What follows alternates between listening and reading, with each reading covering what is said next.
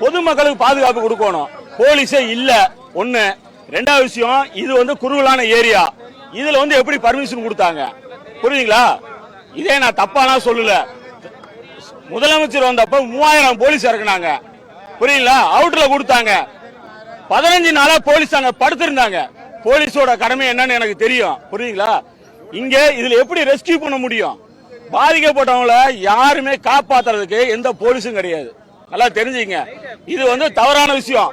இதுல வந்து ஆம்புலன்ஸ் வர்றது கூட தேவையில்ல 2 ஆம்புலன்ஸ் விட்டாங்க. இதுல உள்ளே வரக்கூடாது. மீட்டிங் நடக்குது, இவ்வளவு கும்பலா இருக்குது. வேணும்னே 2 ஆம்புலன்ஸ் உள்ள விட்டுருக்காங்க. இதுல அவங்க அரசியலுக்கு, அவங்களோட அரசியலுக்கு எங்க உயிர் போயிருக்குது? புரியுதுங்களா? குழந்தைகளோட உயிர் போயிருக்குது. போயிருச்சு. ஏங்க, குழந்தை செத்து கிடக்குது கேட்டதுக்கு இதே காவல்துறை என்ன சொன்னாங்கன்னா, நீ எது குழந்தைய கூட்டிட்டு வரேன்னு கேக்குறாங்க.